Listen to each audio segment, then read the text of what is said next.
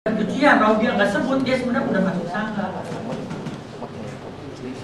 Dia hanya dikata benar-benar seorang manusia evolusi, manusia yang menuju ke arah kebebasan, nggak bisa mundur lagi.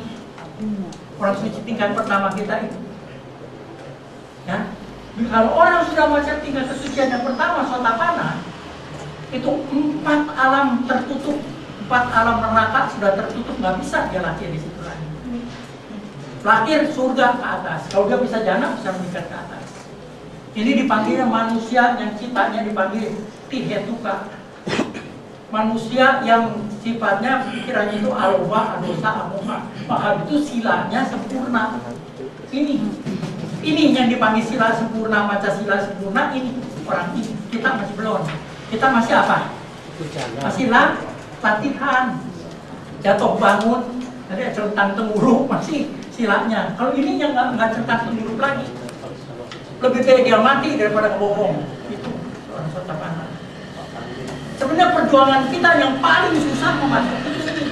Meditasinya juga belajarnya, vipassana paling susah ini. So, setahap kita mesti tahu. Misalnya membedakan ini nama, ini rupa, itu susah. Ini batin, ini yang dipanggil materi, susah itu. Dibutuhkan latihan yang mempunyai kemampuan, yaitu konsentrasi yang kuat. Nah, seperti Bapak yang kata tadi pakai jana-jana itu, jana-jana itu hanya alat Sang Buddha. Alat yang berguna kalau kita gunakan untuk vipassana, itu betul. Tapi kalau orang Sang Buddha bisa mengatakan dia udah belajar sama guru, memang sebagai pertapa, sebagai saudara Siddhartha Gautama, ya dia belajar dhamma, dia belajar jana-jana, bener bisa tingkat 9, paling tertinggi. Ditanya apa ada kan yang di luar dari yang bisa kebebasan? Saya juga masih bingung. Ada kata nibbana, ada sudah ada. Kata nibbana waktu zaman Sang Buddha pertama kali udah ada, tapi dia nggak tahu yang bagian nibbana itu apa itu. Nah, Sang Buddha lihat begitu, dia mengundurkan diri, dia itu diri sendiri. Ya. Dengan kekuatan paramita dia juga bisa menembus. Kalau nggak ada paraminya nggak bisa. Ya, dengan kekuatan paramita dan tekad dia untuk memberikan pada semua makhluk. Nyatanya maka itu waktu Sang Buddha membabarkan dhamma di Tawatingsa di sorga, kalau ini ada sorga banyak gitu ya. Nah, di dekat di sini Sang Buddha mengajar, jadi ibunya datang dari tingkat sini turun ke sini untuk belajar. Nah, Sang Buddha sekalian ini mengajar, bukannya untuk mantan, untuk ibunya saja, tapi untuk semua makhluk yang hidup. Sebab yang di sini, yang alam sini, nggak bisa ke sini, ya nggak bisa. Nggak bisa, dia nggak bisa ke sini, karena terlalu tinggi. Makhluk sini masuk dewa yang tidak rendah, bumi ini, dewa bumi. Dia kalau ke sini kan nggak bisa. Sebentar Sang Buddha ambil di sini, supaya yang ini bisa belajar ke sini, yang ini bisa semua turun. Itu kehebatan dia kita. Kalau yang bawah ke satu tingkat bisa. Kalau misalnya Sang Buddha membabarkan di sini, yang bawah kan nggak bisa ke situ. Ini dua kagak bisa ke situ. Dan ibunya di sini dulu, kita ke sini dulu. Nah, Sang Buddha babarkan dhamma di sini. Akibatnya yang di sini bisa belajar, dewanya sini bisa belajar. Lahir 800 juta arahat. Kamu tahu itu ajaran Sang Buddha. Sebab kalau di alam-alam dewa ini nggak terhitung jumlah makhluknya, karena dia transparan, nanti nggak terhitung jumlahnya, miliaran ini. Dibandingkan sama kita masuk ujung ini yang lahir di dunia ini bagian manusia. Kan saya lahir manusia udah dianggap sebagai di padang pasir cuma satu pasir. Kita nggak mau belajar yang benar-benar. Ini kalau mati kita lagi jadi manusia kan? Kalau nyasar ke ontak, padang pasir. Ya. Sayang kehidupan kita ini jangan kita buang-buang. Belajar yang betul. Nah inilah lahirnya. Nanti kita lanjutkan lagi ya. Tapi ini yang penting. Ya. Jadi nibbana itu 3 jadi 1, 1 jadi 3, itu dipanggil nibbana. Itu kita nggak ada dewa yang lain. Ya. Nibbana adalah ya, yang tertinggi yang ada di dunia. tiada Tuhan, tiada dewa. Tuhan yang maksudnya dewa, ya. Kalau Tuhan kecil, God kecil ditulisnya itu dewa-dewa di Yunani. Digabung jadi satu pakai God gede, ya. Tapi ini yang Tuhan maksudnya para dewa. Ya. Ada satu. Kita bukan dewa. Ya. Tujuan kita bukan jadi hanya satu, yaitu kebebasan, unik, mana. Ya. Kita juga punya yang dipanggil apa? Jangan malu. Kalau ditanya, kita punya syahadat ya nggak? Apa syahadat? Ini orang Buddhis nggak tahu. Syahadat itu ucapan keyakinan. Keyakinan satu, yakinnya begini, nggak ada Tuhan. Maksudnya nggak ada dewa. Yang saya puja cuma satu, siapa? Allah.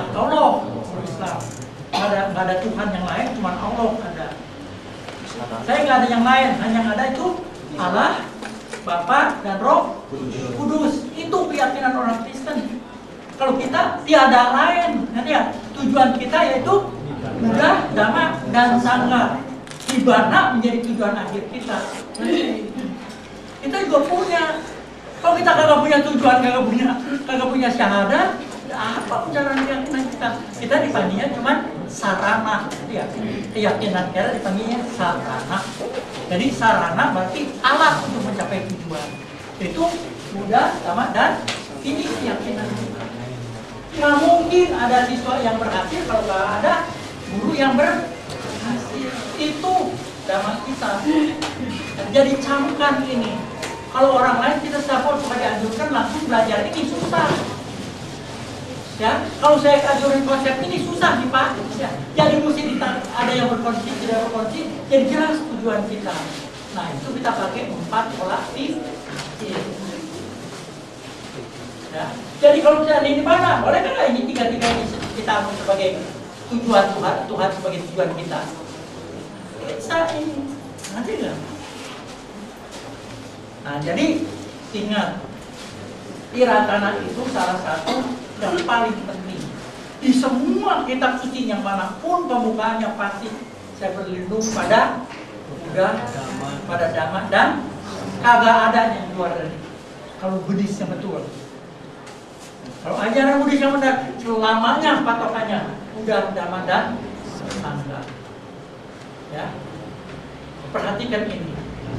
Jadi ini nanti minggu depan kita ulang lagi sekali lagi, berkokoh lagi. Ya, semoga ini juga sudah bisa diterima. Permata ini sangat langka, luhur, langka, nilainya luhur sekali, sulit didapat. Mudah nggak kita ketemu sekarang kita bisa nggak ketemu sama Buddha? Bisa. Berarti langka sekali, ya. Jadi berarti di sini langkahnya kenapa? Karena Sang Buddha telah merealisasi ini, yaitu tujuan yang tertinggi. Ya, bahwa Sang Buddha telah terbebas dari dosa moha, dia merealisasi mengalami nirvana sebagai objeknya. Ya, jadi Ratana di sini sebenarnya lebih condong ke arah nirvana. Ya, seperti Sang Buddha, dia pasti telah merealisasi apa? Nirvana yang tertinggi, ya. Ini dulu kita mulai sekarang. Dhamma juga harus mengarah kemana? Kalau Dhammanya Sang Buddha tidak mengarahkan nirvana, berarti Sang Buddha salah. Karena apa yang dia alami ini atas dasar Dhamma yang dia pupuk, yang telah dia jalankan. Ya, ini pemupukan untuk mengerti Dhamma ini sampai menemukan apa yang dikatakan hukum mutlak itu 4 ASEAN kata. Panjang sekali, ya. Jadi 10 pangkat 40. Jadi di belakang 1 ada 40 nol. Umur dunia. Jadi dunia terbentuk sampai hancur itu perjuangan sama Sang Buddha. Jadi tekan sama Sang Buddha untuk mencapai apa? Untuk mencapai sekarang ini seperti yang sekarang dialami di dunia ini, yaitu bukannya di planet kita. Sang Buddha tuh bertekadnya di planet yang kita nggak tahu tuh planet keberapa, ya. Nah itu, jadi Sang Buddha ini bukan bertekad di sini untuk menjadi sama Sang Buddha. Udah melalui berapa kelahiran yang lalu, itu dia lahir. Dia bertekad untuk mencapai. Nah, data-data ini sehingga dia mencapai menjadi dhamanya dari Sang Buddha. Ya, dhamma ini bukannya diketemukan, ingat. Dhamma ini bukan kebetulan ketemu, ngerti nggak? Bukan. Ini betul-betul hasil pengalamannya seorang sama Sang Buddha. Seorang bodhisatta, dia berjuang mendapat dhamma sampai menjadi Buddha sama Sang Buddha, itu satu perjuangan yang berat sekali. Itu melalui 10 para perbuatan baik yang gugur sekali, ya. Nah ini, jadi dhamma itu juga pasti mengarah di mana? Nah, sekarang saya tanya, apakah cukup dengan Buddha dan dhamma? Cukup tidak? Dengan Buddha dan dhamma kita belajar lama. Kita mau belajar lama, yang ada cuma Buddha dan dhamma. Cukup pak kita belajar dhamma? Hah? Kurang apa? Kenapa sangha? Hah? Karena siswa berhasil menjalankan dhamma yang Sang Buddha ajarkan. Berarti sudah ada buktinya, ya. Baru timbul dalam diri kita apa? Timbul apa? Kalau kita tahu ada gurunya, ada ajarannya, ada muridnya yang telah berhasil seperti gurunya, timbul dalam diri kita apa? Hah? Keyakinan untuk apa? Untuk merealisasi juga seperti, sebab ini nibbana ini bukan milik seorang sama Sang Buddha. Lihat, di sini kelihatan Sang Buddha itu mengajarkan bahwa kesucian itu bukan miliknya Sang Buddha. Lihat, milik kita semua. Kalau kita berjuang, kita bisa berarti kita bisa mencapai tujuan ini. Itu timbul keyakinan kita. Ya, keyakinan kita itu jadi didasari oleh pengertian. Oh iya, ada gurunya, ada ajarannya, ada murid yang belajar ajarannya bisa bisa mencapai, bisa merealisasi. Ya? Nah ini, jadi di sini penting. Ini sangha di sini, ingat ya. Nah, kalau yang ada sangha kita sekarang itu dipanggilnya apa? Muti Sangha. Kalau yang ini masuk apa ini? Arya. Berarti mereka yang telah berhasil mencapai tujuannya seperti apa yang guru ajarkan. Nah ini, jadi sangha ini berarti sudah juga bisa mencapai ini intinya. Kamu tahu inti, karena kalau kita misalnya sudah lihat ini, oh iya ya, ada Buddha, ada Dhamma, ada Sangha yang berhasil, berarti saya juga bisa berhasil. Sekarang bisa tidak? Biar seorang biku, seorang biku yang bertekad untuk apa? Seorang biku bertekad untuk apa? Untuk merealisasi nibbana kapan? Besok apa lain tahun, lain kelahiran, saat ini juga. Itu sebenarnya tekad seorang biku. Makanya dia harus mempunyai winaya yang kokoh lebih dari kita. Kalau kita naik kereta melalui dari Bogor nih, mau jalan Depok, lewat jalan apalagi jalan Cibinong. Kalau ingat, kalau seorang biku itu dia kalau naik mobil mau cepat dan naik jalan mana? Kalau tol ada apa? Ada risiko enggak? Nggak ada risiko bu. Tadi aja saya lihat ada 8 mobil hancur. Ya, itu ada risiko. Berarti betul-betul dia menjalankan relnya sudah dikasih, yaitu 227 peraturan. Nah itu, jadi kita mau jadi biku boleh, tapi kita berpegang pada 227. Kalau kagak kita nanti kecewa. Nah, kalau kita masih perjalanan ini udah dekat nih kita. Nah, kalau saya tanya aja sekarang, kita keberapa nih kelahiran kita sekarang? Kita kagak tahu. Makanya Ngerti nggak? Di perjalanan udah terakhir bisa jadi manusia, ini suatu perjalanan yang panjang ini. Bisa duduk di sini, kita bisa duduk sini menikmati Dhamma, itu jalan yang panjang sekali, nggak mudah. Ya, Jakarta berapa juta penduduknya, ada 4 juta. Lebih yang ada kira paling 50. Ya, itu susah. Menemukan Dhamma, mendapat Dhamma, mengenal tiratan, mengenal tiratana ini nggak mudah. Jangan anggap kita ini kebetulan, nggak hanya kebetulan. Bahwa saudara-saudara bisa duduk di sini, ibu-ibu semua bukan kebetulan. Bahwa saya juga bisa ngajar bukan kebetulan. Ya, ada hubungan dengan tanaman kita yang lalu. Karena kekuatan keyakinan kita pada sang tiratana. Ini penting kita tanamkan karena ini salah satu keyakinan dari seorang Buddhis. Kalau orang lain bisa mengucap syahadatnya apa? Ayo, syahadat apa? Ada yang tahu nggak? Tiada Tuhan selain Allah. Nggak ada dewa yang bisa nolong gua, cuma yang ada itu juga saya cuma Allah satu. Itu keyakinannya yang satu. Kalau agama yang lain, credo? Mesti tahu kita umat Buddhis juga. Credo itu syahadatnya orang Kristen, orang Kristiani. Ya, Allah, Bapa dan Roh.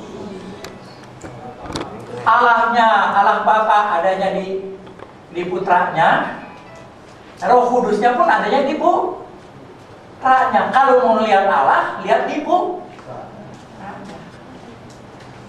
Itu mereka punya keyakinan. Kalau kita apa? Tiada Tuhan selain kita, nggak ada Tuhan yang lain, maksudnya nggak ada dewa yang bisa nolong kita. Yang bisa nolong kita yaitu apa? Keyakinan kita pada tiratana. Kita juga ada, maka itu kita bukan yang nggak punya syahadat, kita punya, cuman orang kurang mengerti. Ada? Nah, kita belajar Dhamma ini supaya ditanya, kalau kamu agama Buddha punya nggak syahadat? Punya. Ya, kita juga sama juga, nggak ada dewa yang bisa nolong kita. Jadi dia kan dewa itu Tuhan kan, ditulis buat kecil. Tiada Tuhan selain tiratana, atau tiada Tuhan selain nibbana. Kita cuma itu.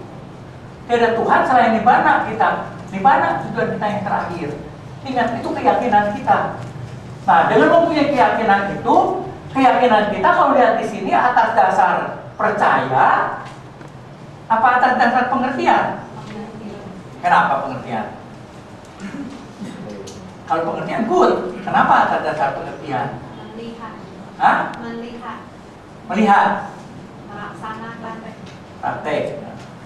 Coba, ada kan yang kalau secara ini, kenapa kita yakin punya keyakinan dasar pengertiannya? Di sini juga, jangan kemana-mana. Ada guru, ada ajaran, ada yang berhasil ini apa sebelumnya nggak seperti kayak kita, manusia juga seperti kita. Nah, ini jadi keyakinan kita bahwa kita itu bisa mencapai, sebab kesucian itu bisa kita raih, kita bisa capai. Oke, jadi bukannya mengomong.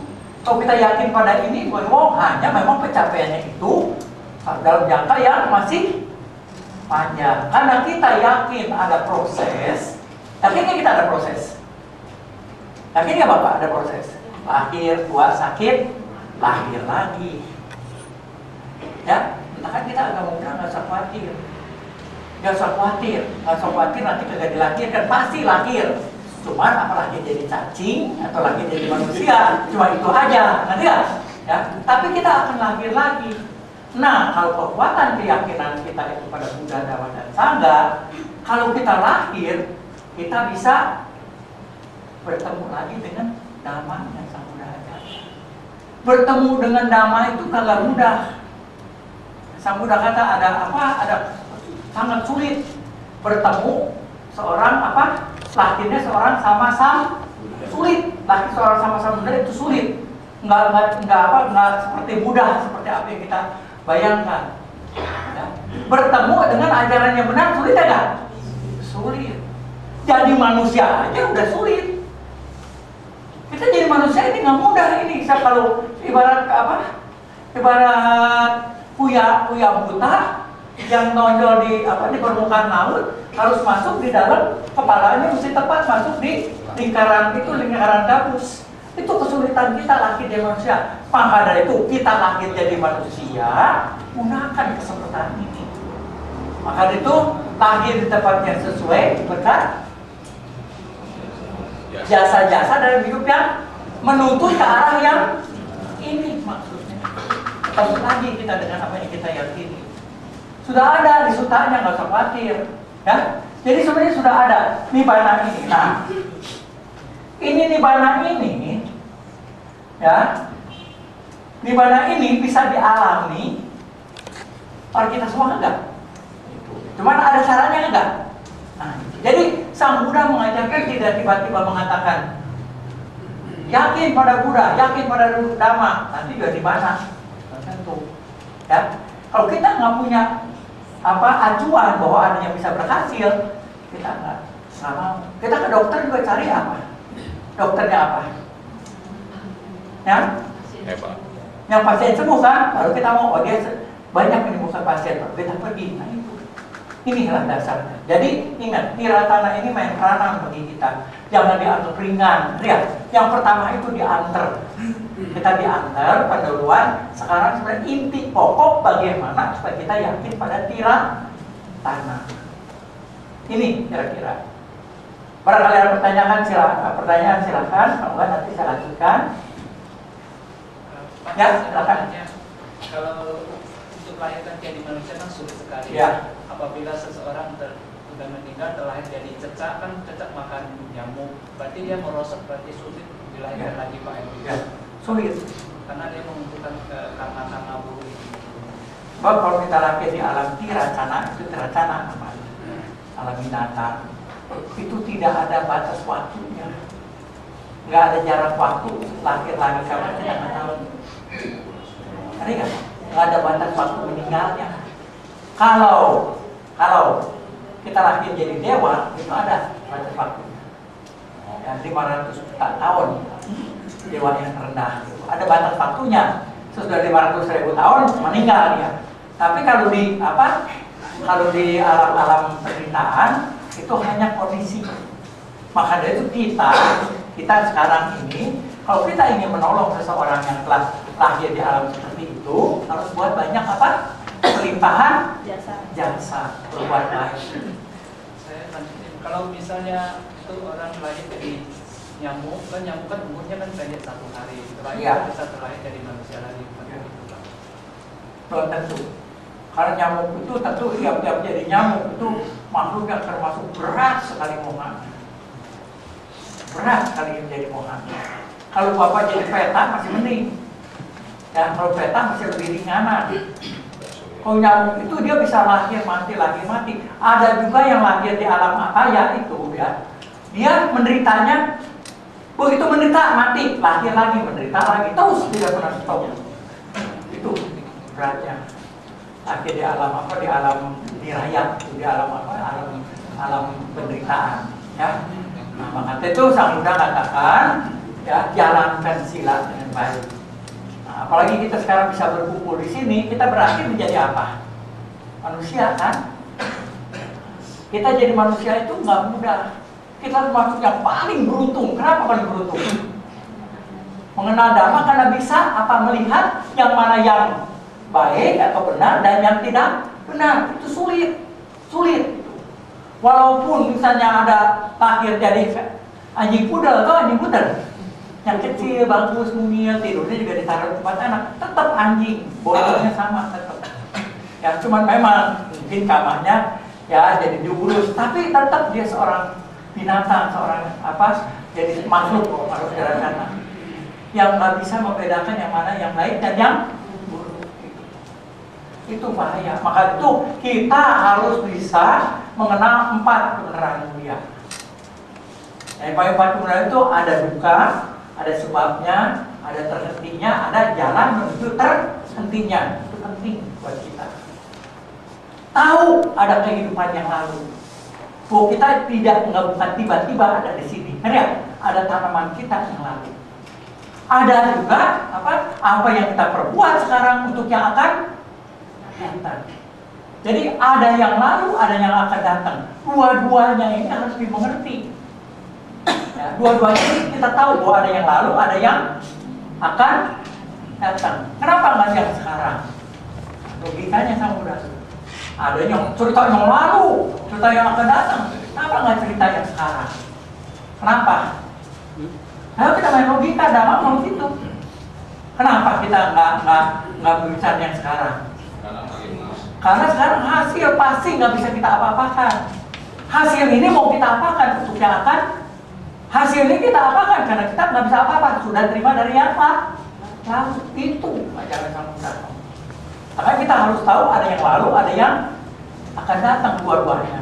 Dan yang terakhir itu hukum paticca samu, proses kelahiran dan kematian kita yang saling bergantungan. Itu penting. Nah itu melalui Dhamma kita bisa. Ya, saya silakan. Saya mau tanya Pak yang tentang hubungan dengan kehidupan yang lalu menjadi sangat kritis. Apakah kita yang kehidupan yang lalu mempelajari Dhamma yang sama oleh yang pertama? Terus bagaimana dengan kehidupan sekarang yang dulu awalnya dia bukan seorang Buddhis, tiba-tiba dia menjadi seorang Buddhis? Ya, ini. Gimana? Sekarang saya tanya ya, apakah orang Amerika tiba-tiba di Amerika jadi Buddhisnya? Dulu di Amerika.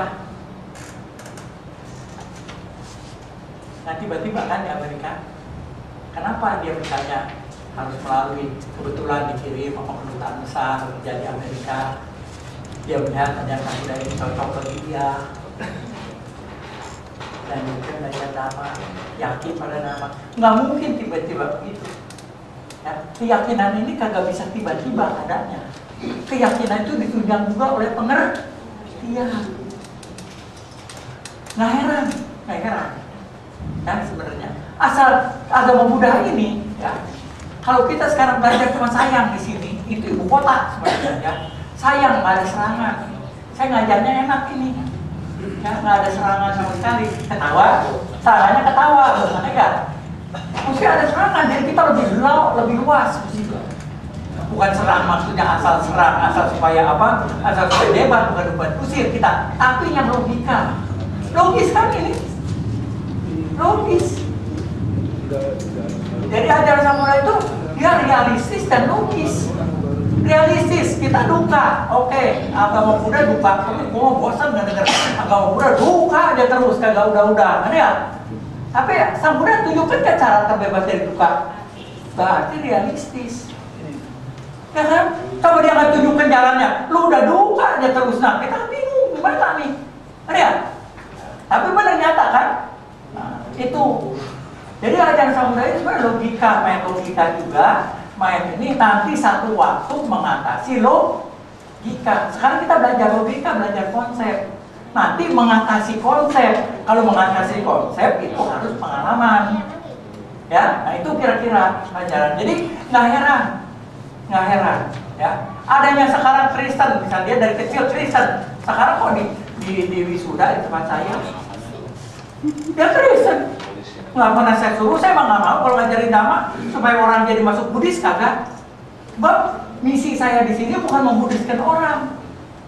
Misi saya di sini menerangkan ini agama Buddha, ya. Terserah kamu yang mikir, ya. Yakin, mau, silahkan jadi Buddhis. Enggak juga nggak apa-apa. Tapi mereka bisa respect kan? Dan kita kalau memang benar itu fungsi kita. Dan kita pun sebagai umat Buddha itu fungsi kita. Bukannya membuat orang jadi Buddhis, bukan. Memberi sebagai misi untuk memberikan keterangan nih Buddhis seperti ini. Kamu masuk menjadi masalah, nggak masuk nggak apa-apa. Nah itu prinsip ajaran kita, ya. Jadi sebenarnya kita di sini juga jangan suka pakai sekte lagi, ya. Oh saya mau sekte Theravada, itu mau sekte apa? Nggak jadi masalah mau sekte apa juga, ya. Yang penting Dhamma itu ajarannya menuju kemana? Mari kita cari jalan yang paling tepat untuk menuju mana. Mau gaya-gaya apa silahkan.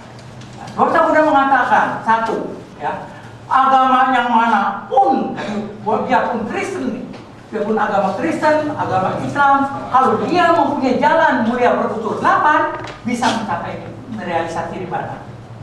Sebab itu proses kesucian, ya. Dan kita sini belajar yang umum sekali, Yang dasar sekali yang kita perlu ketahui, yaitu tadi sebagai umat Buddha kita harus mempunyai apa? Keyakinan. Seorang yang beragama kalau punya keyakinan nggak tahu mau kemana jalannya. Sebab ini tujuan. Kalau secara agama dan tujuan akhir ini tujuan apa? Tujuan apa? Tujuan akhir kita. Kalau kita bicara tentang ketuhanan, karena impersonal, bukannya manusia, kan tujuan akhirnya nih mana? Ya, kamu udah katakan di dunia ini ada berapa? Ada nyaman kan? Kalau kamu bisa menyesuaikan diri dengan nyaman-nyaman yang saya udah ajarkan ini, kamu nanti lama-lama bisa terbebas. Sudah ada semua di sini. Ya, pengertiannya sudah ada. Gak ada pertanyaan lagi? Silakan kalau ada pertanyaan. Bapak sudah terjawab? Lumayan. Hubungan untuk menjadi seorang Buddhis itu kan bisa dibilang apakah dia kehidupan yang lampau cuma mengenal sedikit, banyak atau apa, atau memang secara kemunduran dia pernah mendengar dhamma terus tiba-tiba di kehidupan sekarang ini dulunya di depan mungkin awalnya seorang Kristiani atau seorang Muslim, tiba-tiba tengah perjalanan dia menjadi seorang Buddhis. Apakah ada hubungan? Pasti. Nggak mungkin tiba-tiba jadi Buddhis kalau nggak ada hubungannya yang lalu. Ya, orang Kristen apa semua juga ada hubungannya. Ya, Dhamma yang didapat itu tetap dhamma dari Gautama. Iya, yang kita pelajari setiap sama Buddha mengajarkan yang sama. Ya, nggak ada sama Buddha yang beda mengajarkannya. Hanya perjuangan tiap-tiap sama Buddha beda. Ya, ada yang paraminya misalnya kalau 8 Asyangkapa, ada yang 4 Asyangkapa. Sama Buddha kita ini yang paling pendek. Ya, karena dia cerdas sekali. Dan dia Panyadika. Jadi sama Buddha yang betul-betul cerdas. Ngerti?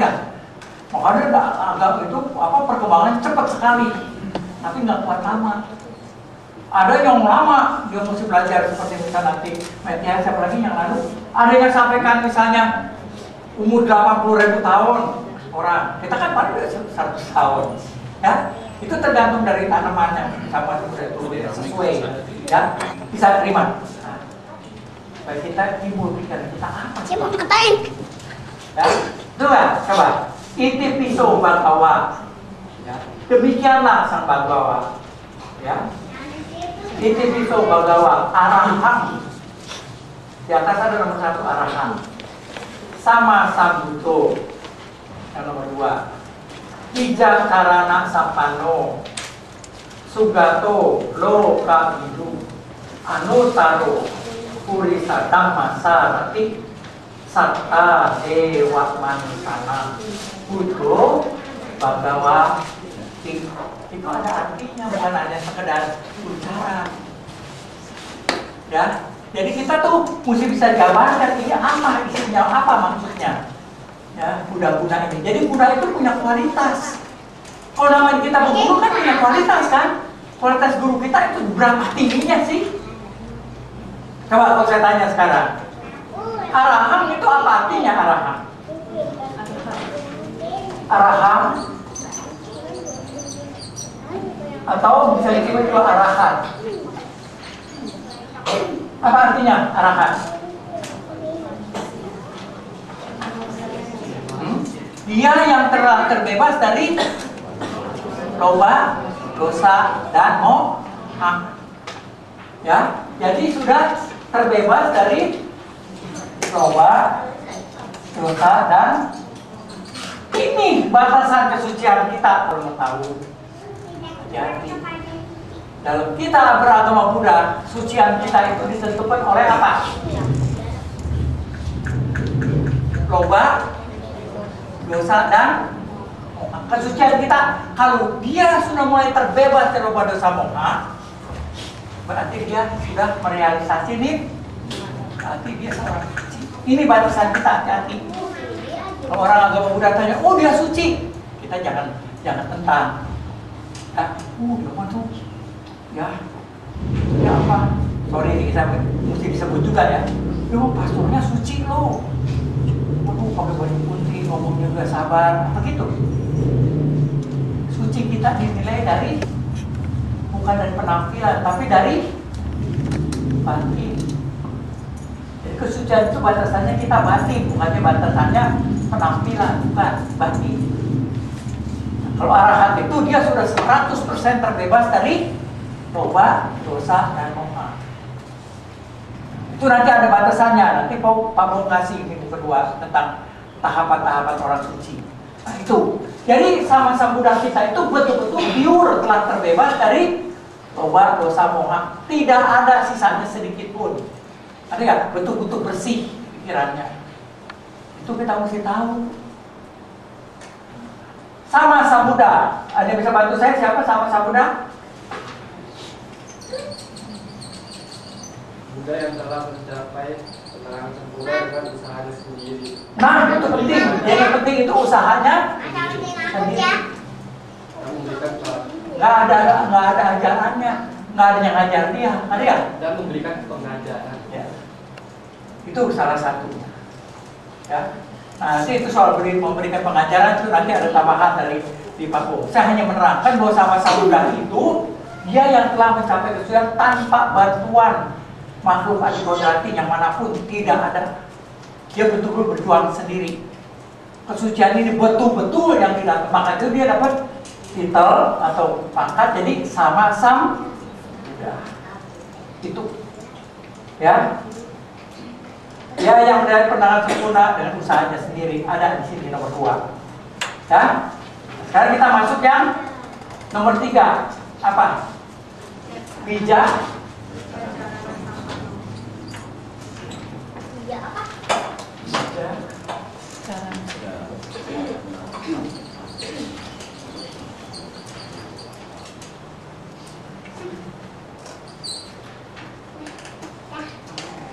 Bijak carana sampano. Artinya apa? Sempurna pengetahuan dan saya tanya, yang dimaksud sempurna pengetahuan apa? Itu penting itu ya. Apa? Oh, itu namanya. Ayo bantu saya. Apa sempurna pengetahuannya? Ada bisa bantu saya? Apa maksudnya jadi sempurna pengetahuannya dan tindak tanduknya? Ada bisa bantu saya?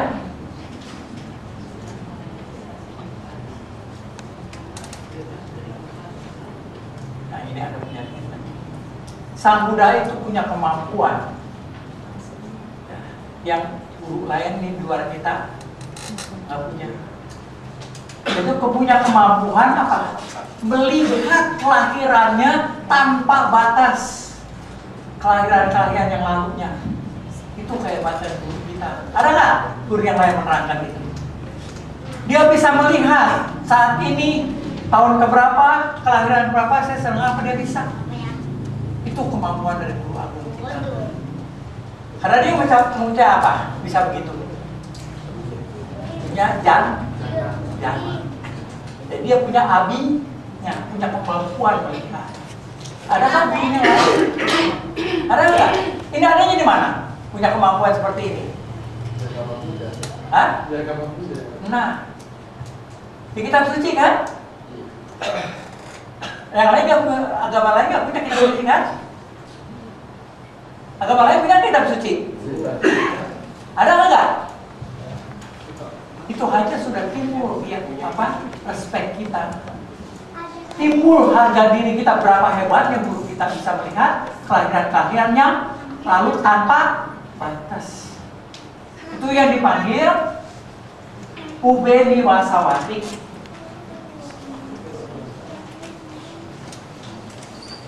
Hah? Ubeni Wasa Nusati. Ya, ini nomor 1 kemampuannya. Kalau Sang Buddha tidak punya kemampuan ini, tidak ada batu beneran mulia.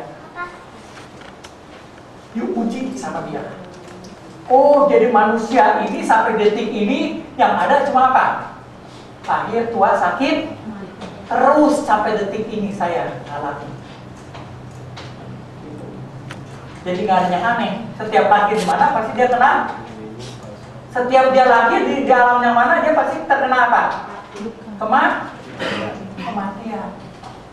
Yang ada cuma lahir, tua, sakit, mati, mati, lahir lagi, tua, sakit, mati, tanpa batasnya. Kemampuannya. Itu hebatnya. Ya. Nah, itu guru kita. Nah, dia sudah sempurna pengetahuan, sempurna melihat kelahiran. Bukan kira-kira ini bukan kalau bahasa Sunda bilang cenah, bukan. Ini memang betul-betul bisa dialami. Karena punya kemampuan itu, dia bisa melihat setiap orang ini. Kalau dia mengajar, ini harus dikasih pokoknya ini. Sebab dia tuh nggak bisa kalau dikasih yang itu. Sampai kayak bahasanya seperti itu, sama-sama. Bisa melihat kelahiran kita nih, kenapa jadi seperti ini. Itu kehebatan guru kita. Nah, ada lagi yang kedua apa? Bantu saya. Udah satu yang ini, yang kedua.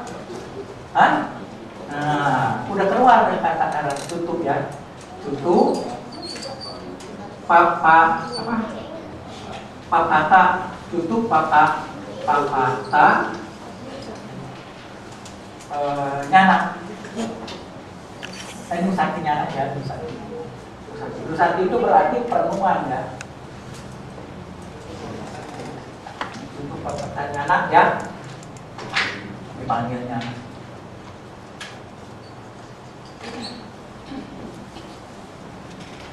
Tahu tutup kata-katanya nak? Cutu papata nyana. Apa? Sang Buddha punya kemampuan melihat makhluk-makhluk yang lahir dan mati di 31 alam. Itu hebat Sang Buddha. Makanya timbul hukum kan? Oh, dia mati di sini, lahir di sini akibat perbuatan itu. Terus dia bisa lihat lahir nanti timbul berlaku padanya makhluk-makhluk 31 alam. Adakah agama yang lain? Ini bukan sombong, ada enggak? Nggak ada cerita ini. Tapi ini dia ada. Kita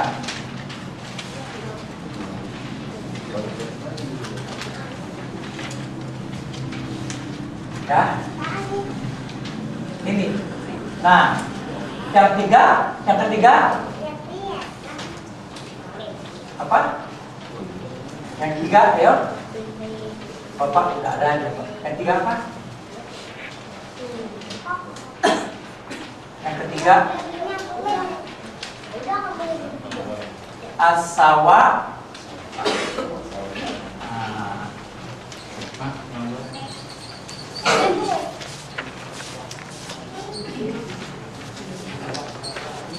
Asawa kaya nyana.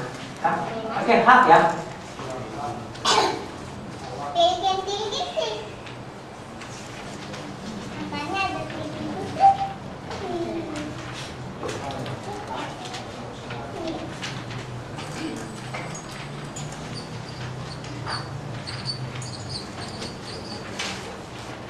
Nah, ini kemampuan mengikis kekotoran batin. Nah, ini riwayatnya bukan cuma sekedar apa kekuatan batin, ini bukan karena hasil yang ini. Nah, baru timbul ini. Ini proses yang ketiga, penting ini. Ya. Jadi secara logika Sang Buddha ya, dia melihat dulu kelahiran yang lalu, diperiksa dulu lahir mati tua, lahir mati tua yang lalu sendirinya, secara sendirinya dia. Baru dia lihat semua makhluk sama kan tergerak seperti dia, 31 alam. Hah?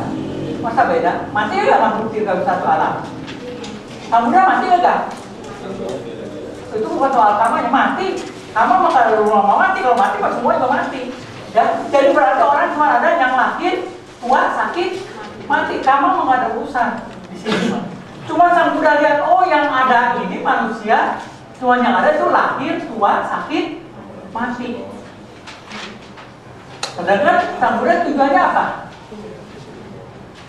Sang Buddha tujuan mencari apa? Obat buat apa? Supaya terbebas dari kematian. Nah, karena di sini yang ada lahir, tua, sakit, mati terus, yang lalunya buat dia sendiri, dan ternyata 31 alam pun tidak beda, berarti yang ada cuma proses tua, lahir, tua, sakit, mati. Istilahnya mati kan? Kenapa? Baru tanya. Kita lihat kalau nih bapak-bapak kalau datang ke yang mati, udah mati. Orang namanya hidup pasti nggak ada yang bebas dari mati kan? Udah kan beres, pulang. Apa yang kita lihat? Sang Buddha lihat enggak? Kalau Sang Buddha melihat orang mati, kita lihat enggak orang mati? Sang Buddha lihat enggak? Tapi apa yang Sang Buddha pikir, apa yang kita pikir beda. Sang Buddha apa yang dia lihat, dia pikir kenapa mati? Apa nggak ada cara untuk terbebas dari mati? Itu lahir, tua, sampai mati. Yang ada itu apa? Tuh ada 11 contoh yang diajarkan di Buddha. Jadi orang ini cuma ada selama masih lahir, tua, sakit, mati, lahir lagi, pasti terkena apa? Duka. Bagaimana ini terbebasnya? Apa manusia terputar dalam duka? Karena pasti ada. Kalau duka pasti ada sebabnya. Kagak mungkin ini orang terputar-putar lahir mati duka. Pasti ada sebabnya apa kalau orang lahir? Kita kalau lahir sebabnya apa? Hah? Tanha. Oh, Sang Buddha lihat. Jadi orang ini, manusia ini, ya, selama masih terkena lahir, tua, sakit, mati, pasti sebabnya karena tanha. Ada sebabnya nih manusia lahir. Nanti, jadi Sang Buddha kata kalau mau terhenti lahir harus apa? Yang tidak ada.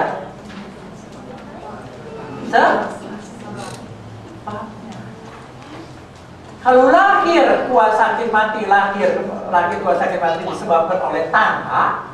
Jadi kalau supaya jangan ada lahir, ada mati, apa yang harus tidak ada? Tanha. Maka ada itu. Kenapa tanha? Karena tanha itu apa? Asawa. Asawa itu apa? Kotoran batin, loba, dosa, moha. Jadi Sang Buddha kata, kalau ini tidak ada tanha, baru bisa terbebas. Nggak lahir lagi. Sebab nggak ada penyebabnya. Baru bisa timbul asawa kayaknya. Dan Sang Buddha sudah punya kemampuan. Ini tinggal apa? Ini kalau apa data-datanya. Ini kemampuan. Dengan kemampuan dia, ini asawa kayaknya nak. Ya, yaitu dengan cara sila sama ditanya, Sang Buddha terbebas. Dia bersihkan batin.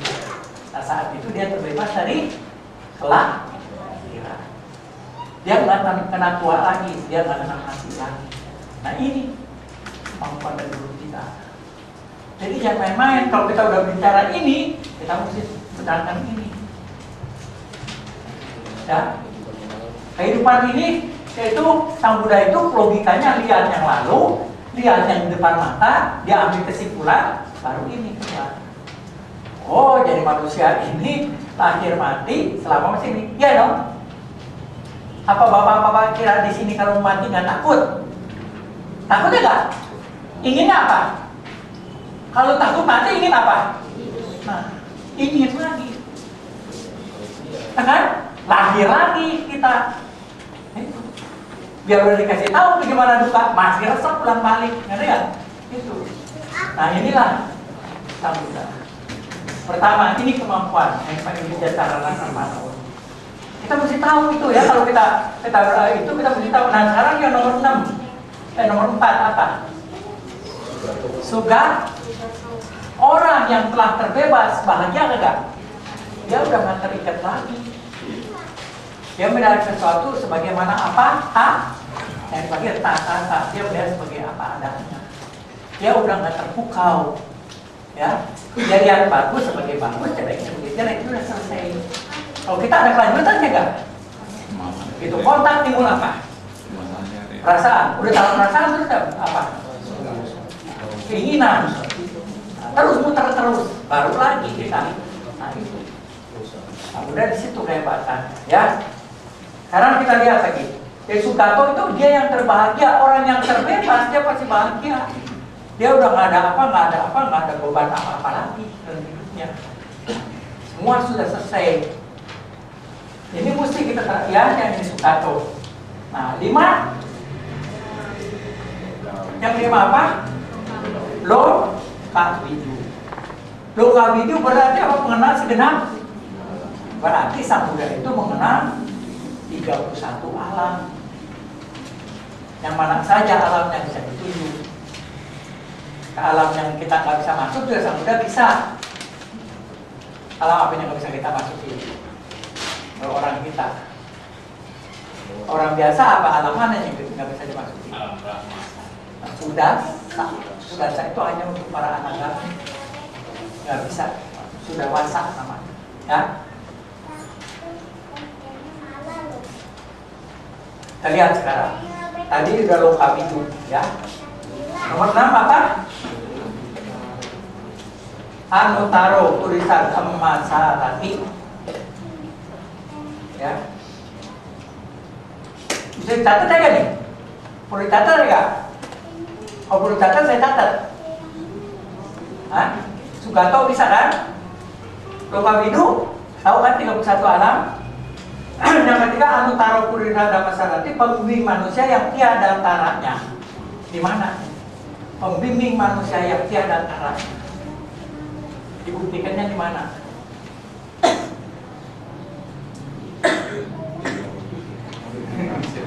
Di mana dibuktikannya? Pembimbing manusia yang tiada taranya, sehingga begitu diajar dia bisa apa? Terbebas atau masuk ke jalan kesucian. Di mana? Di dalam nama Cakkappawatthana Sutta. Begitu Sang Buddha pembabaran Dhamma yang pertama, siapa yang merealisasi? Anak buahnya. Berarti dia pembimbing manusia yang tiada taranya. Sekali diajarkan Dhamma, ada yang mencapai kesucian. Itu kehebatan dari hidup kita. Ya, bukan bohong nih, ada tanya. Nah, itu penting. Nah, baru kita bisa hargai guru kita. Ya. Demi manusia yang tiada taranya. Baru nomor 7, pujaan dari ibu. Dari ususan apa? Sata Dewa Manusana. Guru para dewa dan manusia. Nah, Sang Buddha itu dibagi 3 kegiatannya kalau sore. Dari jam 6 sampai jam 10 dia mengajar murid-muridnya. Murid-muridnya, ya sangga-sangganya semua diajar, umat awam diajar. Begitu dari jam 10 sampai jam 2 Sang Buddha mengajar ke alam surga. Ingat, ya, Sang Buddha ada tak gurunya lain yang ngajar ke surga? Yang guru yang lain ngajarin apa surga tentang apa? Kalau agama yang lain agama surga tentang apa? Sudah mati baru menuju ke surga. Tapi kalau Sang Buddha mengajar ke, lihat beda. Jadi beda, guru kita itu dia mengajar.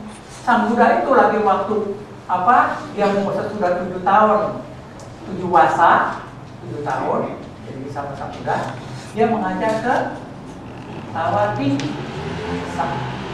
Ya, posisinya ada 6 tingkatan dewa.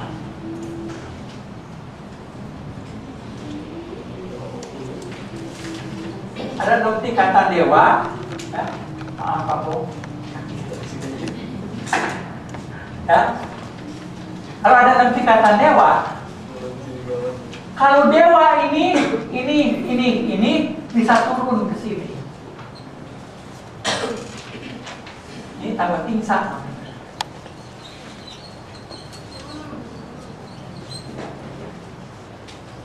Kalau alam ini yang ada di sini yang bagi satu marajika dan satu marajika, dia cuma bisa ke sini. Naik. kebijaksanaan guru kita hebat. Kalau seandainya Sang Buddha mengajar di sini, ini bisa belajar nggak? Kalau seandainya Sang Buddha mengajar di sini, ini bisa ke sini nggak? Tapi kalau yang di sini ke sini bisa nggak? Sehingga waktu dia mengajar di sini yang dipanggil di apa? Balai Sudamo ya. Di sini ada Balai Sudamo.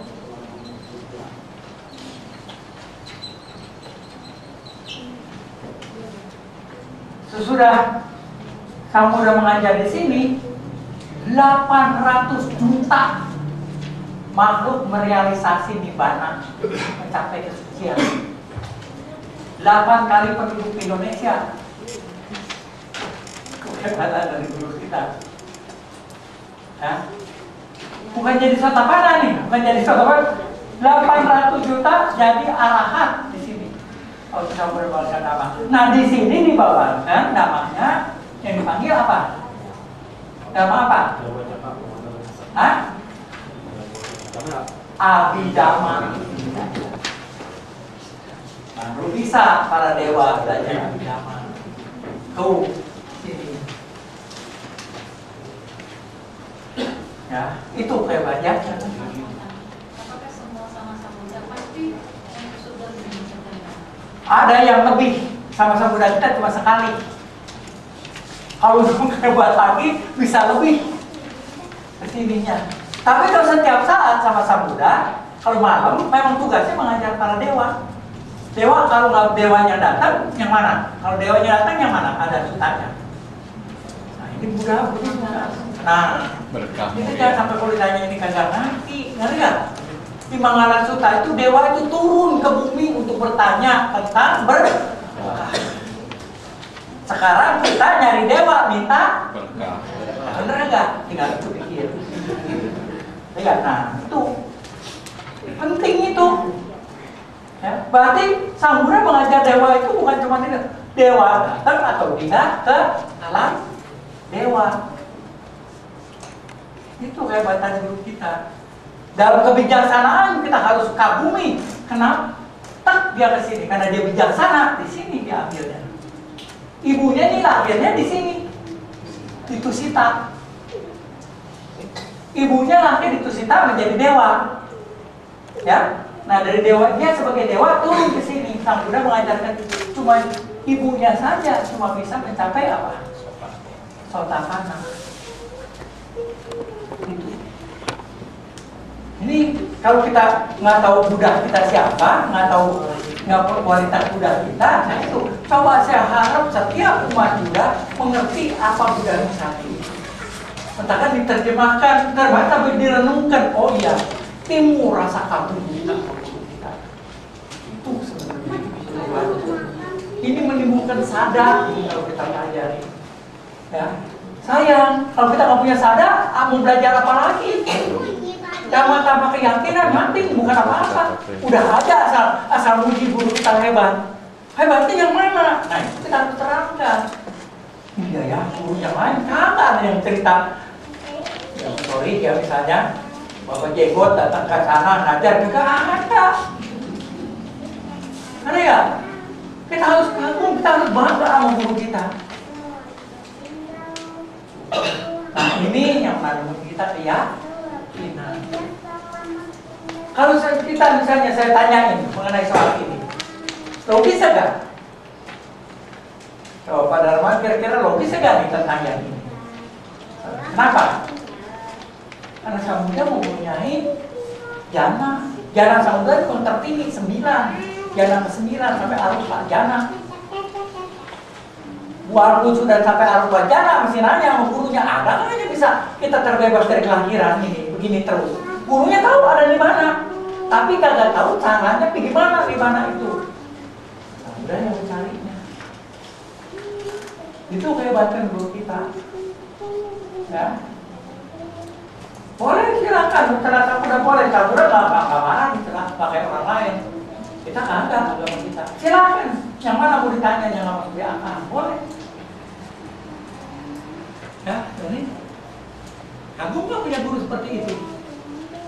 Dari Cikarang jauh juga nggak apa-apa, kasih ini nggak rugi, benar nggak? Guru kita seperti ini. Ya.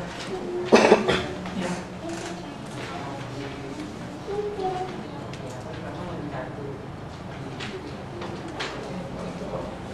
Kalau paling bawah, ada nggak? Ini yang di sini repot. Di sini ada balai Sudango, di sini ada balai, ada tempat pembabaran dhamma di sini. Kalau Tatu Marajika itu masih campuran. Orang yang lahir di Tatu Marajika masih punya jenggot. Tapi kalau Tekeksin ada jenggot, ya dewa juga. Kalau di Tatu Marajika ini masih seperti kita. Ada yang cakep, ada yang jelek juga dewanya. Nah yang ini di sini. Kalau udah masuk ke sini semua Sweet 17, maunya mana? Ya. Kalau ini bayaran silanya lebih mahal, kalau ini bayaran sila asal saja. Beda. Ini dibobot dari sila dan samadhi ini banyak perasaan. Ya. Kalau di sini Sweet 17. Ini kalau di situ kalau bakal tua-tua, terus umurnya 21 terus, cakep terus. Kalau jadi wanita ini umur 21 ini cakep terus. 16 kagak bakal tua-tua. Tuanya cuma satu. Kalau sinarnya redup, keluar keringat, bau, mati dan itu tanda mati. Dewa ini cuma satu. Kalau dia benci sama orang atau sirik sama orang, merosot ya sakit. Itu cuma alam dewa. Ya terserah pilihnya mana. Kalau dewa kita bukan apa-apa, bukan tujuan. Agak banyak lain tujuan ini. Kalau kita bukan tujuan. Ini cuma pos apa? Pos apa namanya? Pos buat sampai ke tujuan. Nanti dari sini balik lagi ke bawah gitu. Ya. Ini cuma pos penantian yang dikata penantian ini. Penantian kita ada 26 alam. Semua ada 31 alam, tapi yang berlaku buat kita orang biasa itu 26 alam. Kalau 5 alam itu penantian buat orang apa? Orang anagami. Nah itu. Kita mengerti tujuan kita. Kalau orang lain tujuan akhir, itu kita bukan tujuan akhir. Kita ini cuma tujuan sekedar apa? Namanya kita menjalankan. Nah ini misalnya seperti dalam agama kita. Ya dalam agama kita. Nggak peduli apa lu orang Islam, apa lu orang Kristen, apa lu orang Buddhis. Kalau silatnya bagus, moralnya bagus, kalau mati lahir di sini. Cuma lahir di sini, ada dewa goblok, ada dewa pinter nih. Ya, itu bedanya. Kalau dewa goblok memang kagak belajar apa-apa, cuma berbuat baik. Orang ada kan yang ada orang yang punya pandangan hidupnya jangan susah-susah dah, segala beragama asal berbuat baiknya. Betul masuk ke surga yang berbuat baik. Tapi kalau bakal nanti dia nggak bakal menikah. Coba alangkah baiknya belajar dhamma, mau berdana, hidup juga senang, mati tenang, masuk di sini. Coba kalau kita di sini di hidup kita sekarang, coba suruh silat 3 jam, tahu nggak? Hah? Pak Darmawan sama nggak suruh silat 3 jam? Bisa nggak? Di sini 10 jam juga bisa, enak dewa mah. Transparan ini cuma gelombang sinar aja. Mau duduk 100 jam juga bisa mau belajar dhamma di sini. Makanya kalau dia udah ngerti dhamma di sini, masuk di sini beruntung sekali. Dia bisa belajar. Maka dari kita yang ada di sini sekarang kalau bahasa parita sebaiknya sesuai dengan ajaran Sang Buddha. Itu satu, jangan dinyanyikan, jangan bikin yang aneh-aneh, baca sebenarnya yang benar seperti paling yang dibaca ada tangannya kan. Itu kalau kita benar bacanya, sila kita bagus, dewa turun, jangan takut. Kalau kita dengan berbuat baik, dia ngerti dhamma, kita baca silanya bagus, apalagi baca Ratana Sutta atau kita baca Ratsaranya Sutta atau Bala Sutta, mereka yang belum belajar jadi merasa benar, dia bahagia. Siapa yang dapat dhamma, yang dapat dhamma baiknya? Bodoh, orang kira kalau baca parita itu baca parita apa juga boleh, hati-hati. Kita kalau sedang baca parita sedang berdana pada para para dewa sebenarnya. Terserah mau apa kagak. Itu. Nah, kan? Sang Buddha mengajarkan di sini alam dewa itu bagi dia bukan apa-apa. Lihat, semasa dia hidup itu pelajaran buat para dewa belajar dhamma. Kalau kita bisa belajar dhamma, jadi dewa kan lebih gampang. Kita di sini apa? Aku pulang mau meditasi. Kalau nasi belum makan, mesti bagaimana? Mesti masak dulu. Nah, kalau jadi dewa, begitu mikir lapar, apa? Nasi sudah tersedia. Pengen duduk tempat yang enak, sudah tersedia. Tinggal jangan dengarkan dhamma. Berarti ini pas-pasan. Tapi ingat, di dunia juga ada manusia dewa. Ada yang dipanggil manusia dewa. Dhammanya baik, meditasinya mau, duit koceknya lumayan buat makan ada. Itu masuk dewa, manusia dewa. Dia bisa menikmati dhamma. Itu. Kan sekarang kalau masih muda, yang muda nyari duit yang banyak. Simpen yang betul, di hari tua kalau mau belajar dhamma nikmat. Itu. Ya. Nah inilah, kan? Kita lanjutkan lagi. Yang 8 apa? Jadi kata Budo itu sebenarnya identiknya dengan sati sampajanya. Ya. Budo itu yang pikirannya sati sampajanya. Artinya betul-betul sadar. Ya. Perhatian, jadi sadar, jadi penuh kesadaran dan perhatiannya kuat dan sampajanya punya pengertian. Dia nggak mungkin terkecoh lagi. Nah ini kehebatan dari guru agung kita, dia nggak mungkin terkecoh lagi. Terkecoh maksudnya jadi terjerumus lagi, nggak mungkin. Karena dia sati sampajanya. Nah ajaran Sang Buddha mengatakan sati sampajanya itu bagian telapak kaki gajah, bagian telapak kaki gajah kan besar. Yang semua ajaran Sang Buddha sebenarnya di situ intinya. Jadi inti ajaran Sang Buddha itu penutupnya, kalau kita sudah merealisasi yang dimulai itu apa? Sati sampajanya. Itulah kebijaksanaan yang tertinggi. Kalau mau tahu, ya ajaran Sang Buddha kebijaksanaan yang tertinggi itu sati sampajanya sebenarnya. Berarti dia selalu sadar. Ya, dia nggak mungkin terkecoh lagi melihat segala sesuatu. Dia bisa menemukan proporsinya yang benar. Nah itulah seorang sang. Ya, nggak pernah menuntut balasan. Semua yang dipanggil itu sati sampajanya itu ada lagi contohnya kata-kata yang keren juga, tapi rada lucu kedengarannya. Ta. Itu seorang sama sudah. Orang yang sati sampajanya kuat, jadi dia dipanggil juga ta sebagaimana adanya. Itu. Ya, itu Buddha kita. Ya. Itu. Ini. Sekarang ya. Ta ya biasa, kayak tata gata. Ta.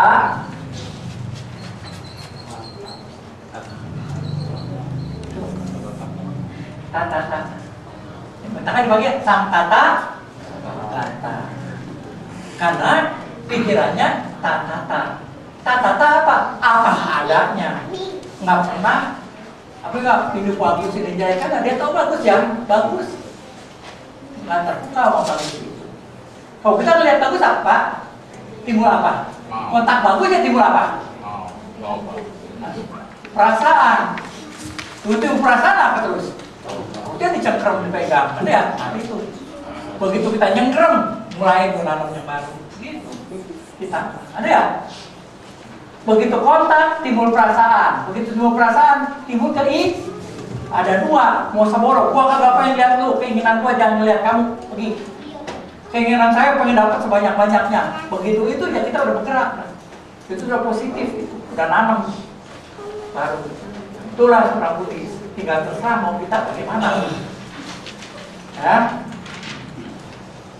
Jadi kita kalau seorang guru itu kita mesti tahu ya Bu, saya pesan sekali lagi Pak, coba direnungkan.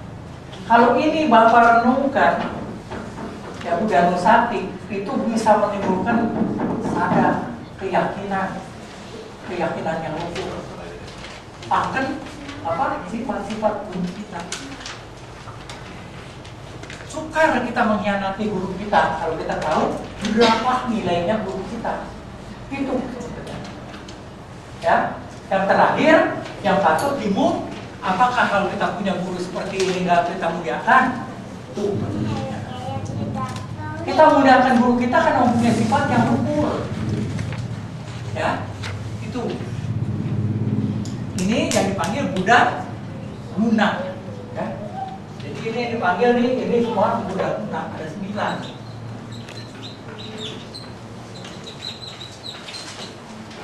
9 Buddha guna, 9 kualitas, 9 nilainya sang Buddha. Itu. Ini kan Buddha ada 9 semua di sini, ya. Ya, Buddha guna, 9.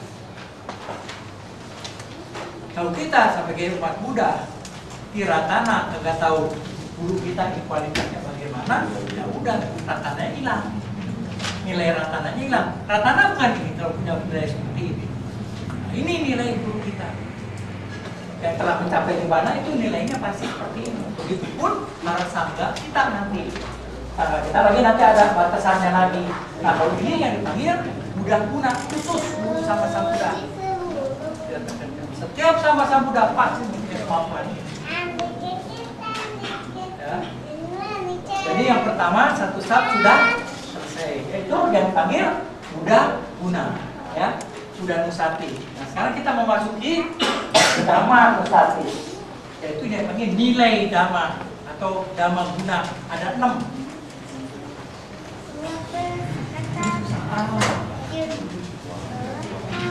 Udah ngajar capek. Kenapa tadi? Kenapa tadi? Ya silakan. Tadi kan semoga pengetahuan serta tindak tanduknya itu bisa dijelaskan lebih lanjut Pak Henry. Oh, tadi Selalu sadar. Ucapan dan perbuatannya dia itu terkontrol. Dia tahu tepat apa tidak ucapan dia, membawa manfaat atau tidak. Itu tindak tanduk. Dalam melangkah, dalam duduk semua terkontrol. Orang sama Buddha itu nggak nanti dia ucap-ucap kaki baru goyang kaki makan, nggak ada. Senyumnya pun ada senyum seorang sama Buddha, kamu tahu. Dia tidak bersenyum, tapi seorang sama Buddha tetap mukanya ininya dia tersenyum terus. Bukan tersenyum karena dibuat, bukan, karena memang udah wataknya, itu tindak tanduknya. Itu kehebatan dari orang yang telah mencapai nibbana, telah terbebas. Itu. Begitu pun arahat, ya. Arahat pun mempunyai kualitas, senyumannya ada kualitas. Nggak ada seorang suci, kalau nggak mau orang suci ngegagak ketawa, nggak ada. Ada? Nggak ada nyapa orang suci, lo kesini, nggak ada. Nah itu kita mesti lihat. Kita kan orang kalau bilang suci, nah itu tindak tanduknya bagaimana? Kita lihat aja kualitas orang suci. Nah kita punya batasannya orang suci. Jadi kita punya batasan orang suci. Apa yang dipanggil suci dalam agama Buddha? Itu penting. Ya, suci dalam agama Buddha berarti apa Pak? Orang yang bagaimana? Yang tidak mengandung loba dosa moha, pikirannya itu orang suci. Nah, begitu dia melihat nibbana, saat itu dia memasuki jalan kesucian. Sebab nanti ini kalau mau bicara tentang pikiran beda. Orang yang sudah melihat kesucian sama kita beda. Proses pikirannya itu nanti ceritanya. Hanya itu aja buat dibedakannya. Ya. Nah, sekarang saya memasuki Dhamma guna 6 ya. Nah ini yang dipanggil kualitas dari Dhamma. Coba kita baca saja, sudah ada kan di sini, kalau sudah dicatat, kalau mau dicatat, catat tambahan di belakang saja, ya. Saya akan terangkan satu persatu. Sebenarnya ini udah makin maju, ya. Yang pertama, Swakato Bhagavata Dhammo. Seandainya ibu-ibu ditanya, apa sih itu Swakato Bhagavata Dhammo? Apa itu? Apa artinya? Swakato Bhagavata Dhammo. Apa artinya? Enak kan kalau ada bacaannya? Tapi nanti kalau ditutup nggak bisa, ya. Hafal ini mesti dihafal, ya. Jadi Dhamma telah sempurna dibacakan. Jadi berarti sempurna, kata sempurna ini main peranan. Yang dikata sempurna ini, sempurna di sini, sempurna di sini sudah tidak bisa ditambah dan dikurang. Ya, jadi dhamma ini udah nggak bisa ditambah, nggak bisa dikurang, udah pas begini. Misalkan jangan sekali-kali kita umat Buddha supaya jadi sempurna kita tambahin silanya. Sila yang terlalu susah, kurangi supaya gampang. Boleh nggak? Kita bukan ngotot tuh. Kalau kita belajar dhamma berdasar Tipitaka, nggak berani kita mengotek-ngotek dhamma, nggak berani kita binaya peraturan-peraturan segala semua itu kita robah-robah. Dhamma dan binaya udah nggak bisa dirubah, dia sudah komplit, sudah selesai. Nanti, kalau ibarat ilmu pengetahuan udah selesai baru pengetahuan. Selesai ya? Belum, masih berproses. Ilmu pengetahuan biar hebat juga, nggak ada ilmu pengetahuan yang begitu hebat bagaimanapun yang bisa mengikis. Ada nggak? Kalau ada komputer alat yang bisa ngikis roba dosa moha, saya nggak mau kesini. Udah aja saya suruh baris di sana, masuk udah komputer, nanti kita jadi bersih ya roba dosa moha. Bisa nggak? Nggak ada satu pun komputer yang bisa merubah roba dosa moha. Biar katanya hebat, canggih gimana? Ayo tanya siapa sih yang punya komputer yang hebat, siapa tuh? Yang bisa bikin apa data dan segala macam? Coba suruh Bill Gates bisa. Ya? Nggak ada satu komputer yang hebat gimana pun yang bisa ngikis roba dosa. Seada jumlah di sini kualitas roba dosa mau aja sama enggak? Beda. Dhamma telah sempurna dibabarkan, berarti untuk mengikis roba dosa moha kita butuh ajarankan dhamma. Ini udah sempurna, ini nggak bisa ditambah, nggak bisa dikurang. Orang suka seneng ngurang-ngurangin dhamma, nama-namain dhamma, nambah dhamma supaya keren kelihatannya, ngurangin dhamma supaya gampang, kagak ada yang nyampe satu juga. Ya, katakan kita berpatokan yaitu kembali ke dhamma itu ini, karena dhamma telah sempurna. Nggak ada yang mesti ditambah lagi. Dhamma dan winaya yang saya udah ajarkan, kita ada ke dhamma dan winaya? Ada nggak dhamma dan winaya kita? Ada. Tipitaka itu udah komplit, udah nggak usah diganti-ganti. Ditambah nggak bakal sampai, dikurangin apalagi, ya.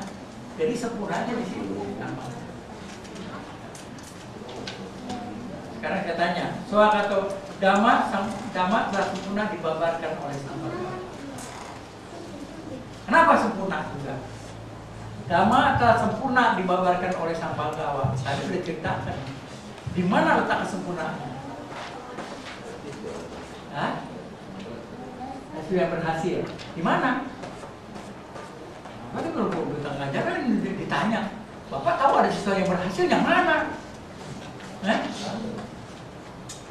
Kau bantu saya. Sempurna untuk menentukan kehidupan apa? Dalam Dhammacakkappavattana Sutta, hari pertama Sang Buddha memutar roda Dhamma, ada yang merealisasi enggak? Siapa? Itu bukti bahwa sempurna. Bahwa ajaran yang Sang Buddha sempurna bisa menjadi nirvana. Dalam hari pertama Sang Buddha membabarkan Dhamma, anakondanya mencapai Sotapanna. Itu. Hari kedua, hari ketiga ya. Hari ketiga, 2 merealisasi mencapai Sotapanna. Hari kelima, 5-5-nya Sotapanna. Dibabarkan Anatalakkhana. Maka dari itu kita harus tahu juga Sutta-Sutta. Dibabarkan Anatalakkhana. Begitu dibabarkan Anatalakkhana, 5 mencapai Arahata. Komplit. Yang dipanggil Tiratana. Ada gurunya, ada ajarannya, ada murid yang telah merealisasi di mana. Itu sempurnanya. Ya, camkan ini buat kita berikan ke orang lain. Ini tujuan saya. Nah, itu kesempurnaan dari Sang Buddha. Sempurna telah dibabarkan, sempurna dibabarkan, ini maksudnya. Ya. Jadi kalau orang kata Sang Buddha katanya kali ya, Sang Buddha ini kita tambah lagi supaya jadi lebih hebat. Jadi kan damanya, benar kan? Boleh nggak dama ditambah-tambah? Kalau dikurangin, lebih gampang? Nggak bau. Memang apa ada. Sampai kan orang kata, ih, kalau aku mau bunuh mau bunuh, pegang aturan yang itu aja. Nah, kalau memang ajaran Sang Buddha dari dulu sampai sekarang seperti ini, ya, nah ini, ya. Jadi yang pertama itu dhamma telah Sang Buddha babarkan itu ada hubungan dengan pembabaran dhamma Sang Buddha. Ya. Sanditiko berada sangat dekat, dhamma berada sangat dekat. Di mana? Di kolong jembatan? Apa ada di kolong apa di atas kursi? Ada di mana nih dhamma? Kalau dikata berada sangat dekat, apa maksudnya? Ya betul, dalam batin. Apa maksudnya? Sang Buddha mengajarkan kita dengan batin kita apa? Harus apa? Mengeluarkan pikiran. Sang Buddha mengajarkan supaya apa? Batin kita supaya apa? Intinya terbebas. Adanya di mana? Pikiran. Loba dosa moha. Di luar apa di perut? Mentah kan kita tugas kita kan sekarang apa sih? Kita punya apa kalau kayak kerjaan rumah kita apa sih? Mengikis. Loba dosa moha ada di mana? Di luar atau di dalam? Berada sangat bukan dekat lagi di sini adanya. Bukan di sini ya, nanti salah. Di seluruh badan kita adanya. Loba dosa moha itu. Lihat, makanya itu kalau agama Buddha itu kagak ngajarkan keluar, tapi mengajarkan ke mana? Ke dalam. Jangan nunjuk orang itu lu bodoh, lu mah kagak ngerti dhamma, sendiri kagak ngerti dhamma, kagak tahu, ngerti ya? Kita udah ngerti belum? Itu maksudnya, ya. Jadi berada sangat dekat. Ini enggak deh. Tidak dibatasi oleh waktu. Antara mangga dan pala kagak ada batas waktu. Ini mangga, jalan menuju kesucian dan pala. Kalau ini kesucian, ya, nggak ada batas waktu. Sama juga kita sekarang belajar dhamma, ya, saudara ini. Yang tadi kagak tahu, tiba-tiba tahu ada batas waktunya kagak? Itu Pak. Dari orang jalan menuju kesucian, mencapai kesucian ada batas waktunya kagak? Sama juga orang angkat kaki, kalau angkat kaki pasti apa nih? Pasti indah kan? Itu nggak ada batas waktu. Dhamma itu nggak ada batas waktu. Begitu diajar, kalau dia mengerti langsung mencapai hasil. Itu kehebatan dari dhamma. Nggak nunggu waktu lagi besok, nggak. Ya, bisa ngerti ini. Jadi nggak batas waktu itu kagak ada tenggang waktu lagi. Dari tidak mengerti menjadi mengerti nggak ada batas waktu langsung. Tidak mengerti menjadi mengerti kan nggak ada batas waktunya. Oh. Itu mah gampang kalau kita mah ya. Atau udah bilang, oh gitu, udah ada. Ya kan? Tadi nggak ngerti, ngomong ya. Begitu udah ngerti apa? Oh. Karena sekarang udah kebanyakan, oh susah saya nanya. Ngerti nggak? Udah oh terus semangat terus jadi susah. Nanya-nanya. Ngerti ya? Nah itu. Nah, itu tidak dibatasi oleh waktu. Dipanggil akal itu. Ya. Kalau ehipasiko mengundang untuk dibuktikan. Jadi Sang Buddha itu mengundang untuk dibuktikan. Karena kita mau membuktikan, kita harus apa? Kalau kita mau membuktikan sesuatu, kita harus apa? Hah? Harus ada materi. mengerti dulu. Nggak mungkin, ya. Kita mau praktek sesuatu, jadi berarti mengundang untuk kita buktikan, nggak mungkin. Kalau kita nggak tahu, nggak mengerti dulu. Oh, kalau berbuat baik jadi begini, misalnya. Ya, benar, ya kan? Kalau misalnya kita kata begini, itu memaafkan orang itu dana. Kan kita mikir, kenapa jadi memaafkan orang dana? Coba Bapak, kalau saya nih benci sama Bapak, Bapak berbuat salah sama saya. Dalam hati saya apa? Tunggu ya, ada waktunya. Ya kan bisa begitu kan? Tapi kalau saat itu saya kata, saya mati, saya pernah mati.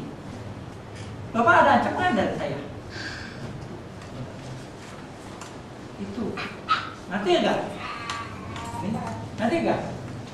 Yang nomor ini. Tidak ada batas waktunya. Ya, mengundang untuk dibuktikan, menuntun ke dalam batin.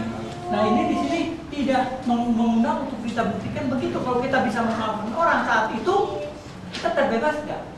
Kalau kamu benci sama orang, terus kita begini, udah maafin lah, dia nggak ngerti, hilang nggak benci?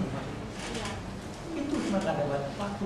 Antar benci dan sayang itu nggak ada batas waktu, nggak ada jaraknya. Bagaikan seperti kita menjalankan sila itu, betul sama salahnya hanya rambut dibelah tuh. Rambut dibelah 7 ada itu dalam Islam ada. Kalau mau siratal mustaqim, mau masuk ke surga itu perbuatan kita dilihat bagaikan rambut dibelah 7. Menjalankan sila itu benar atau salahnya hanya sebatas rambut dibelah 7. Ngegeser sedikit salah, ngegeser gini bisa benar. Maka itu kita harus mengerti betul yang menjalankan sila. Itu salah satunya. Ya, yang dipanggil mengundang untuk menuntut ke dalam tidak dibatasi oleh waktu, ya. Kalau mengundang untuk dibuktikan tentu kalau kita sudah mengerti. Begitu kita mengerti baru kita, ya kan? Begitu kita mengerti baru kita lakukan kan?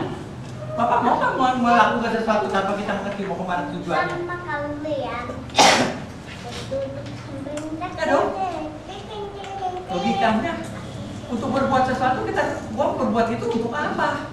Kan harus mengerti ya. Begitu mengerti baru kita praktek. Sudah praktek baru kita buktikan kebenarannya.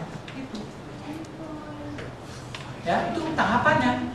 Mulanya kita mengerti dulu. Sesudah kita mengerti baru kita praktek. Sudah praktek baru ada hasilnya. Nggak mungkin itu kita masuk tahapan 16-nya. Nah, itu kalau kita nggak ngerti namanya. Harus mengerti. Ya, itu. Jadi mengerti yang pertama. Nomor 2 baru kita praktek.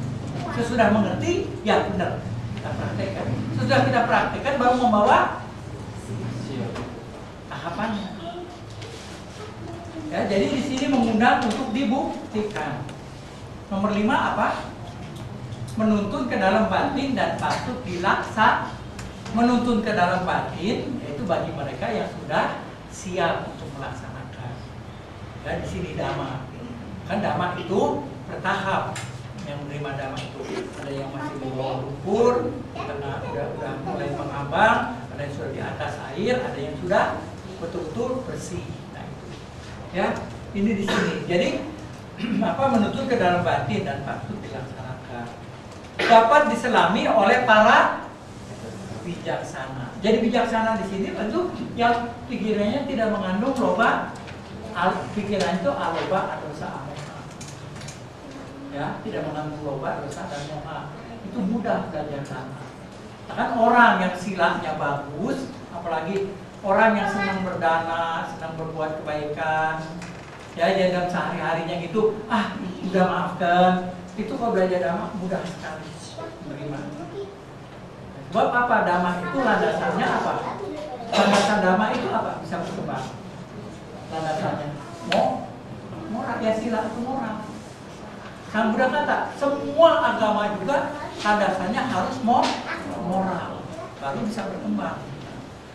Itu, ya. Nah ini jadi 6 sifat dhamma, ya. Jadi kita mesti bisa jabarkan 6 dhamma ini.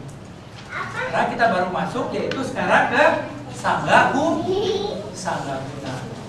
Nah sangga guna ini namanya siswa sang Buddha, dia tindakannya pasti baik dalam hal sila, ya dalam hal vinaya. Sangga siswa sang Buddha telah bertindak lurus, berarti siswa sang Buddha itu sudah yang betul-betul sudah sanggo di sini berarti sudah bersuci. Tujuannya nggak kemana-mana, hanya satu tujuannya apa? Nibbana. Itu jadi lurus nibbana. Ya. Sangga bertindak benar dalam arti kata apa? Dalam segala tindakannya dia tidak mengandung apa? Loba, dosa dan moha. Itu benar. Ya. Dan patut. Nah, manusia yang telah mencapai tingkatan seperti ini, ya, dia bertindaknya patut. Karena dia bertindaknya patut, maka dia patut menerima pemberian. Ya. Kita dapat memberi padanya. Patut diterima atau diberi tempat bernaung. Itu hoki sekali, nama baik sekali itu kalau kebetulan ada sangga, ya ingat Jangan terima sangga yang cuma nanti, ini kali singa udah suci apa belum? Jangan.